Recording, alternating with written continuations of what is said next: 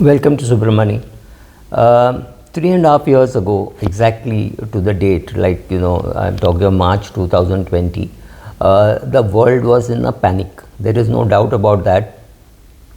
COVID had hit. We didn't know how many people would die. If you believe the Washington Post and New York Times of the world, we thought at least 20% of the Indian population would get wiped out, or such nonsensical things were being thrown at us. We didn't know whom to believe, what to believe, how much to believe.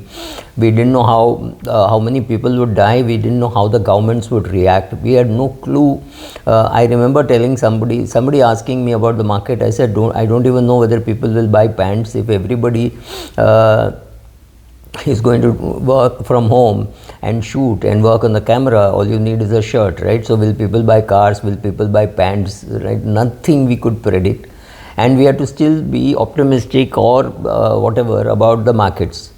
The most optimistic replies that I was getting in, say, March, April of 2020, even from good pharmacists, people working in pharmacy companies, doctors, etc., was about 900 days, 800 days, 900 days for the vaccine and things like that. Right? So there was absolutely no reason how you could have been an optimist. The wildest optimist thought the recovery will take about 2 years, right? The pessimists, of course, would have thought maybe 5 years, 6 years, but I did not meet anybody who said that the market would recover in 6 months or 7 months. But I remember talking to some trainers and saying, I think in about 6 months we will start doing physical training again, right? That didn't happen. I was wrong. I had no clue how quickly the market would recover, and I think most of us were in the same category, that we had no clue how quickly the market would recover. But experience told me one thing, that the human being as a species is very resilient. We will fight. We conquered the Spanish flu. We conquered World War I, World War II. We conquered Hiroshima, Nagasaki, all that which happened. The amazing amount of killings, I wouldn't say amazing, perhaps the killings that Winston Churchill did. We conquered everything, and we are standing tall. And so I was optimistic about buying shares, and I actually thought if it doubles in 3 years, it would be a fantastic deal to do. I had some cash from some sale done in January, February, don't even ask me why, but I had that money and I used it and I bought shares. I never thought it would recover so early, right? September 2020 we were hitting all-time highs, or maybe October, November 2020 we were hitting all-time highs. So the shares that I bought in March and perhaps in April of 2020, I had told myself that I'll sell it when it doubles, and I thought it will double in 3 years, maybe something doubled in 6 years, in 6 months. I recently sold a share which went up 7 times, yes, 7 times from my purchase price, almost 8 times from my purchase price. I sold it recently, thanks to the regulator. I'm not naming that company. I never in my wildest dream thought that it would go up so much. I knew it was a great buy at the price at which I bought, so I sold off now at 7x of what happened in 2020. So in 3 years, if it can go up 7x, that's a fantastic return. But most of the other shares I sold off. But that's not the purpose of making this video. The purpose of making this video is, if we had all sat around in March 2020 and said how much time will it take to recover, I don't think the consensus would have been 1 year, right? Impossible. Some outliers would have just guessed and said, oh, 6 months mein recover hoga. No, didn't recover. The physical training did not happen for maybe 1.5 years. Even then people were reluctant. I was very reluctant to do online training. I found it too boring. But the recovery really took a very long time, much longer time, because people thought, oh, all training can happen online, why should we do offline? Then a judicious mix started saying we can do part hybrid and part online, offline, right? So all those things happened.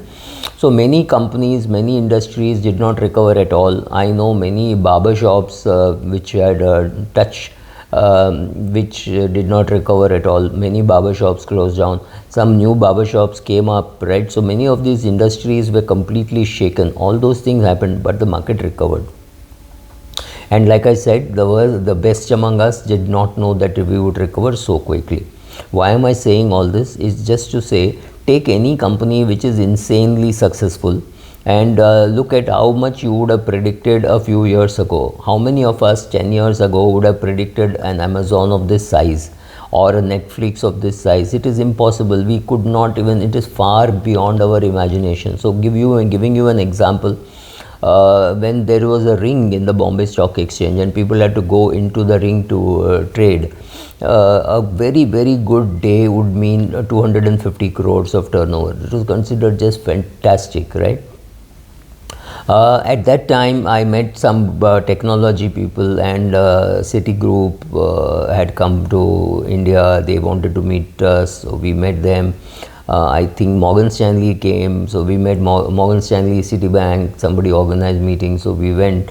And I asked, how much can the turnover go up by when it is online trading? Online trading has just made its debut even in Nasdaq. It was not something unheard of, something really popular around the world. One of the greatest technology companies in the world in terms of trading is still the National Stock Exchange. So don't think that we are way behind. We are way ahead of the US and UK, which still has some physical trading. So that apart. So he said you could go to 25,000 crores. He said, how much is it now? I said 250 crores. He said it could go to 25,000 crores.